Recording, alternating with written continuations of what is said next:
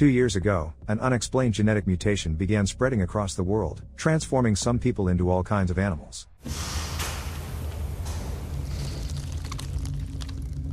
A father and his son are sitting in a car, with the boy's dog next to him. They're sharing a bag of chips, but the father warns his son not to eat that junk or give it to the dog. Ignoring his father's advice, the boy eats anyway, frustrated about being dragged along on the trip. Stuck in traffic, they hear a car horn blaring. Curious, the boy decides to step out and see what's happening. Annoyed by his son's behavior, the father follows, trying to get him back in the car. A little farther up, a commotion erupts around a van. From inside, they hear the sounds of a struggle, and suddenly, the van's doors burst open. A bizarre creature leaps out, a human-like figure with feathers on its arms. Several people attempt to wrestle the creature back into the van, but it's too strong. Shocked, the father and son hide behind their car, watching in horror as the creature comes into full view. It's a bird-like human, with wings in place of arms and bird-like legs. Letting out an ear-piercing screech, the creature leaps over their car and disappears. Shaken, the father and son scramble back into their vehicle. When they arrive at the clinic, the father heads to a meeting with the doctor. Smiling, the doctor shares good news. Lana's condition has improved significantly. She hasn't had an episode in 3 weeks, indicating that the treatment is working. The doctor also mentions another development. A rehabilitation center in the south is opening earlier than expected, and Lana could be transferred there as soon as May.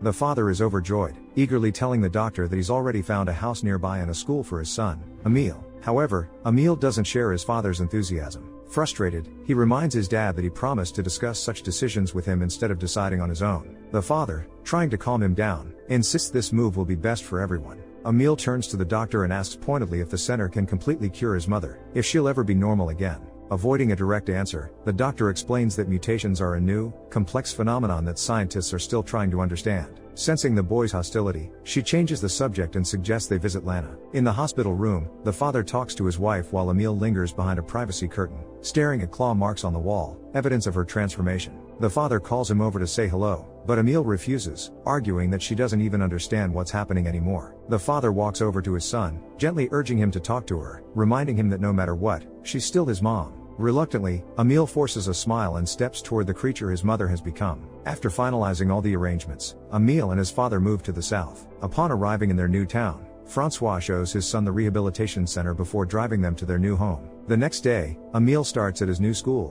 where he meets his classmates. One girl, Nina, curiously asks why he transferred so late in the year and where his parents are. Emil, hesitant, replies that they had to move because of his father's job and that his mother passed away. Realizing she may have touched a sensitive subject, Nina quickly apologizes and explains that she has ADHD, which sometimes makes her speak before thinking. After school, Emil rides his bike to visit his father at work. Francois has taken a job at a local cafe. There, Emil meets the cafe's owner and one of the employees, Naima. During their conversation, the cafe owner expresses disdain for the new rehabilitation center, referring to it as a place for monsters that doesn't belong in their town. Seeing the unease on Emil's face, Naima reassures him, saying there's nothing to fear. Their conversation is interrupted by a sudden gust of wind that knocks over the umbrellas on the outdoor terrace. Emil steps closer to the water and looks at the sky, noticing dark clouds signaling an approaching storm. That night, amidst the sounds of thunder, Emil wakes to hear his father cursing. The storm has caused a power outage, and Francois is trying to restore the electricity. Joining his father, Emil approaches the window. A bright flash of lightning briefly illuminates the outside, revealing a mutated human figure standing just beyond the glass. The next instant, Francois successfully turns the power back on, and the creature vanishes into the darkness. The following morning, father and son clear fallen branches from their terrace. As they work, Francois receives a troubling phone call. Without hesitation,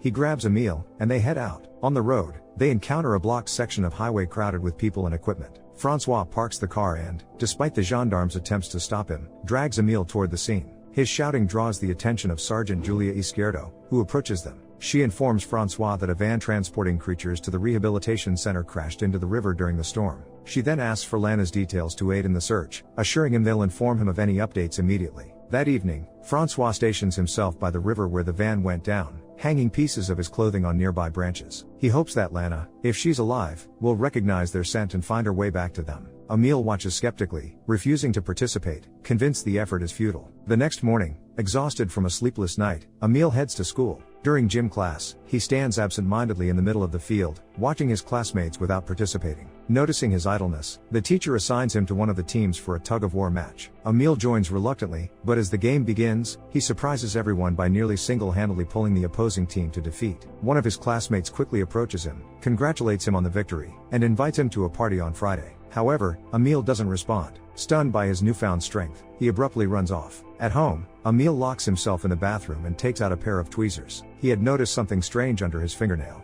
Gritting his teeth in pain, he manages to extract it, a claw. Horrified, he tears off his clothes and discovers that his spine is beginning to change. Desperate, he sits in the bathtub, frantically scrubbing himself as if trying to wash away the mutations. Meanwhile, Francois is at the store, purchasing supplies for a trek. He's approached by Julia, who informs him that the gendarmerie has ceased their search efforts and that the army has taken over. Their conversation is interrupted by a sudden scream. They rush toward the sound and discover that mutated creatures have broken into the store. Francois hopes against hope that one of them might be Lana, but to his dismay, they are other creatures. After the mutants are captured, Julia warns Francois that the forest is now off limits. The next morning, Emil wakes to his father calling him. Sitting on the edge of his bed, he examines his hands and feels along his spine, disturbed by what he senses. His thoughts are interrupted by a message from Nina, asking if he's coming to the party on Friday. Leaving his room, Emil sees gear spread out across the table. While eating breakfast, he asks his father what it's all for. Francois explains that they're going to search for his mother over the weekend, insisting that if there are survivors, Lana could be among them.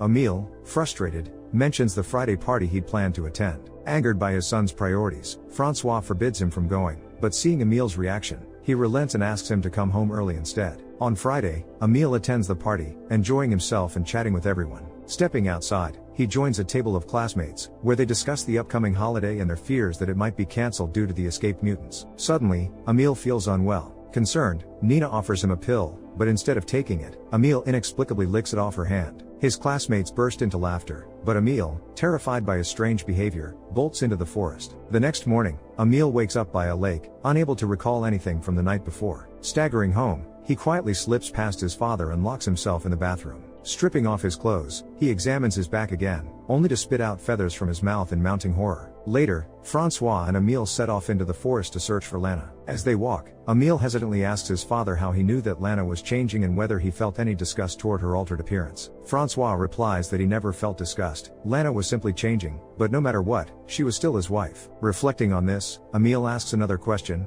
voicing his guilt. Does Francois blame him for what happened, since Lana was taken after defending him? Francois shakes his head, responding curtly that what truly annoys him are clumsy phrases and prepackaged answers, not his son. The two search deep into the woods until nightfall. When darkness makes it impossible to continue on foot, they return to the car and drive deeper into the forest. Francois shouts Lana's name at the top of his lungs, his voice carrying into the void. After one particularly loud call, he asks Emil to check the car door for a stack of CDs. Rifling through them, Emil finds the one his father is looking for, a disc containing the song Francois had played when he first asked Lana to dance. Sliding the CD into the player, Francois cranks up the volume, and both he and Emil call out Lana's name, their voices blending with the melody in a bittersweet symphony of hope. The two spend the night in the car. At dawn, Emil wakes to the pale light of early morning. Examining his fingers, he sees that the claws have spread to more digits, the transformation accelerating. Suddenly, their dog, Albert, leaps out of the car window and darts into the forest. Emil bolts after him, chasing the dog through the woods. When he finally catches up, he spots a creature perched in a tree.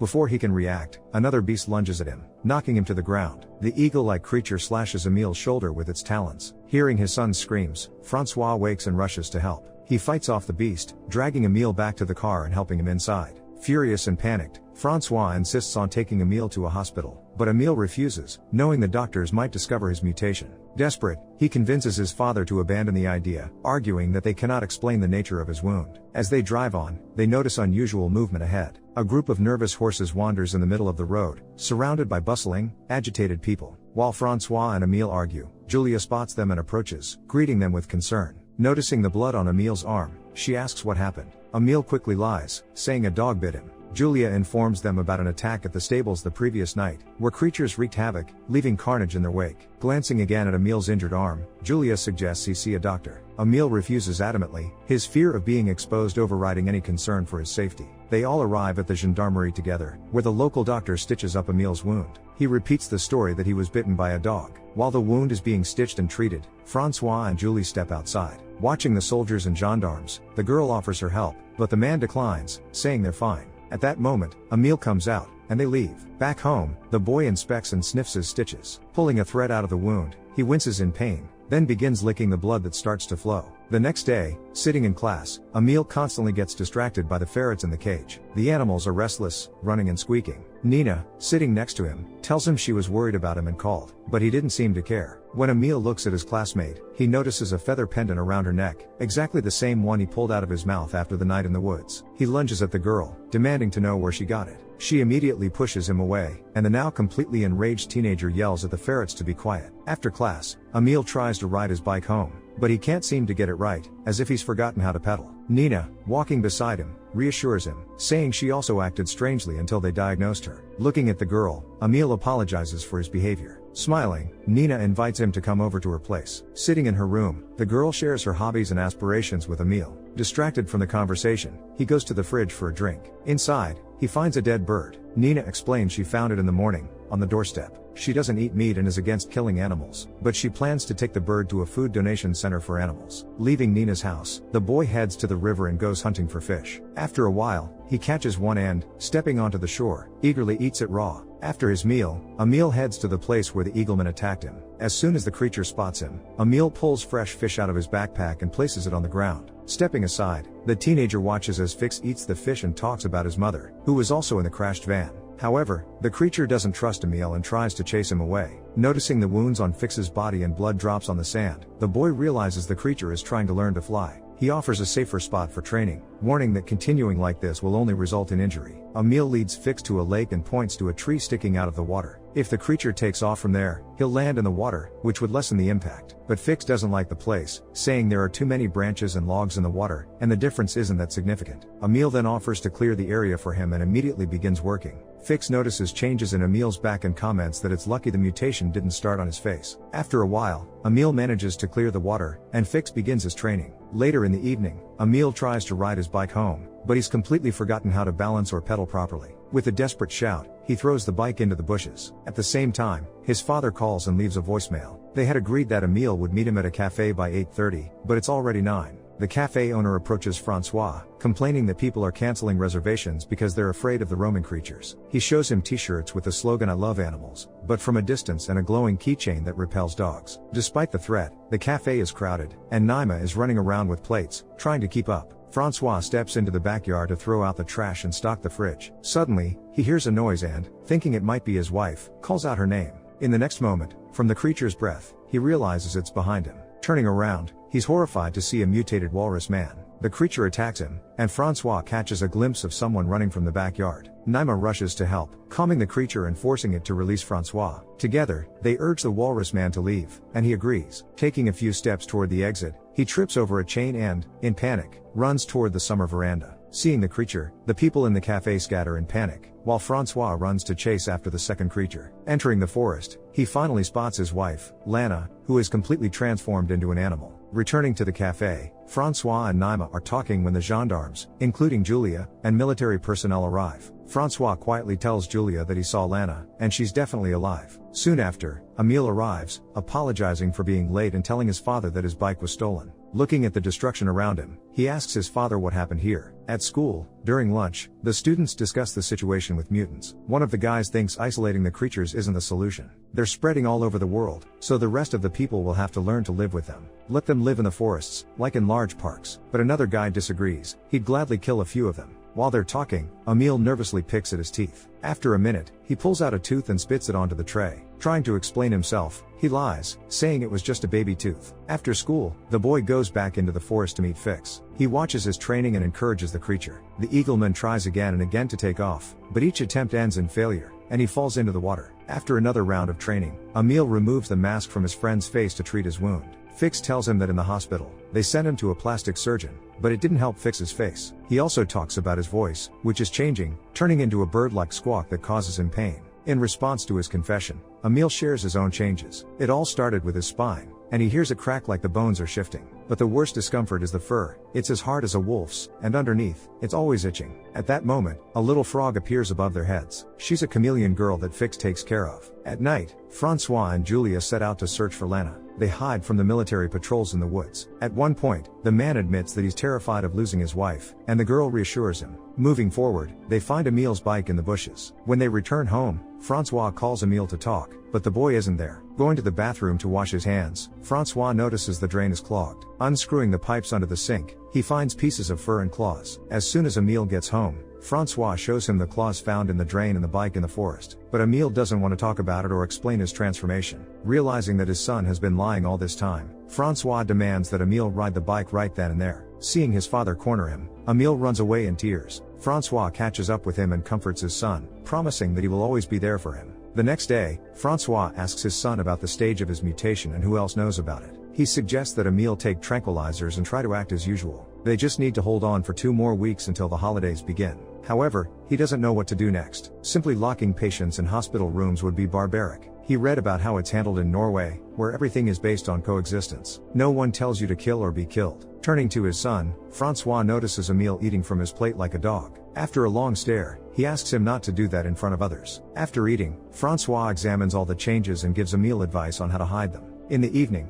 as Emile is removing his fur, he decides to call Nina. She tells him she's reading a story on Reddit about a kidnapped girl. After leaving her task, Emile heads into the forest. When he reaches the lake, he's surprised by how many sounds there are in the night forest and asks Nina to listen to them. The next day, Emile goes to see Fix again. Upon finding his friend, he realizes that Fix has completely lost his voice and can no longer speak. Emile encourages him, promising that he'll figure something out and assuring him that he will learn to fly soon. Looking at Emile, the eagleman nods and, in the next moment, climbs to the top of a tree. Emile pleads with him not to jump, warning that it's too high and he'll break if he falls. But after gathering his thoughts, Fix finally takes off and flies. Not believing his eyes, a joyous Emile runs to the edge of the lake and watches his happy friend soar. Finally, the feast of St. John has arrived. The entire town gathers to celebrate. All the cafes and bars set up booths and tables with chairs. At one of the stalls, Francois' employer approaches him and informs him that Emile has finally come to work. He expresses his displeasure that Emile is 3 hours late. Angry, Francois goes to the locker room and finds his son.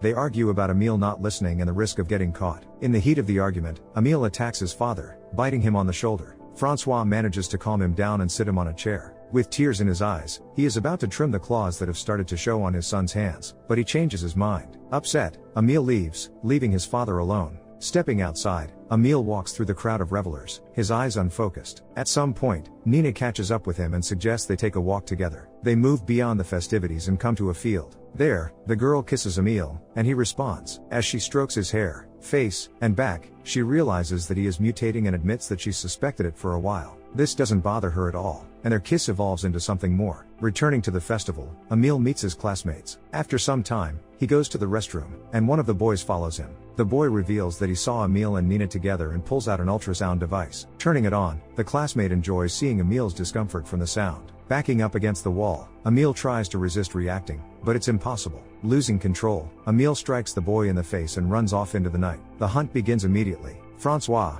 realizing his son is in danger, rushes to find him. At first, Emile is unaware, just walking through the field, but soon he hears voices and realizes he's being pursued. Sprinting with all his might, he heads toward the forest. The hunters are closing in. Desperate, Emile is almost caught, but Fix comes to his aid. In an effort to protect the boy, Fix attacks one of the hunters. At the cost of his own life, Fix manages to distract the pursuers. A shot hits its target, and the eagleman collapses. Emile rushes to his side, trying to help, but Fix dies in his arms. Hearing the hunters closing in, Emile leaves Fix behind and escapes into the forest. The next morning, Emile arrives at Fix's nest and gently places a blanket over his fallen friend. Afterward, he ventures deeper into the forest, gathering berries and attempting to hunt. After some time, a storm begins, and he takes shelter in a cave. In the morning, he wakes up to strange sounds. Peeking out, he sees his mother in front of him. The creature recognizes its child and tenderly touches him with its snout. Emerging from the cave, Emile looks around and sees other creatures nearby. Suddenly, soldiers appear from all directions, deploying smoke grenades and attacking the mutants. Screams of pain and rage fill the air. Disoriented and breathing in the smoke, Emile surrenders to the soldiers without resistance. Francois and Julia arrive at the gendarmerie, where he sees his son,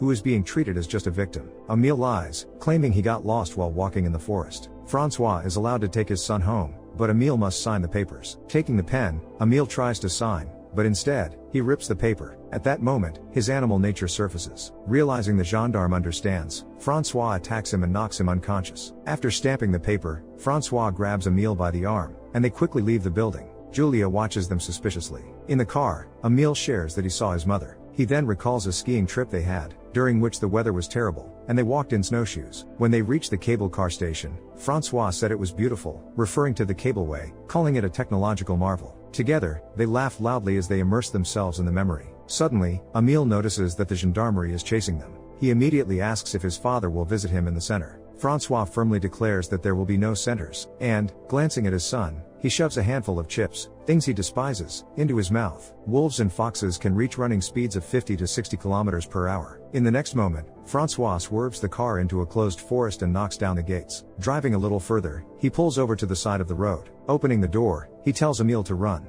With tears in his eyes, Francois watches his son disappear into the woods, while the gendarmes are closing in on his car. With a feeling of complete freedom, Emile races through the forest, and a wild scream escapes his lips. Why do you think humanity tends to destroy anything that falls outside their understanding of what's considered normal? Share your thoughts in the comments down below, give a thumbs up, and subscribe to the channel. See you in the next videos.